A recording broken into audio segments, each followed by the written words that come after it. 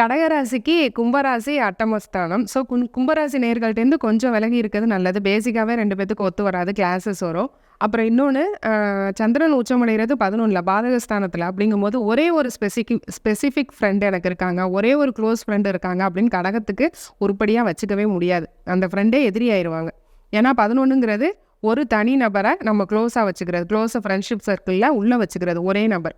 ஒரு நபர் 2 நபர்கிட்ட மட்டும் நான் க்ளோஸாக இருப்பேன், பெஸ்டியாக இருப்பேன்னு சொல்கிறோம் பார்த்தீங்களா?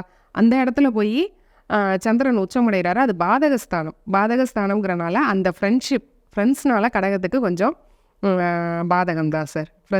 ஃப்ரெண்ட்ஸ்கிட்ட கொஞ்சம் எச்சரிக்கையாக இருக்கணும். அதுவும் ஒரே ஃப்ரெண்டு, எனக்கு இருக்கிறது ஒரே ஃப்ரெண்டு, ஒரே ஒரு க்ளோஸ் ஃப்ரெண்டுன்னு சொன்னீங்கன்னா அவங்கக்கிட்ட எந்த சீக்ரெட்ஸும் சொல்லக்கூடாது. பேசிக்காகவே கடகத்துக்கு சீக்ரெட்ஸ் மனசில் வாயில் இருக்காது. அது ஓடுற தண்ணி மாதிரி ஓடிடும். சொல்கிறதே தெரியாமல் சொல்லிடுவாங்க. நான் சீக்ரெட்டை சொல்கிறேன் அப்படின்னே தெரியாமல் சொல்லிடுவாங்க. அதனால நம்ம வாயையும் நம்ம கொஞ்சம் கண்ட்ரோலாக வச்சுக்கணும். வாயும் நமக்கு எதிரி தான்.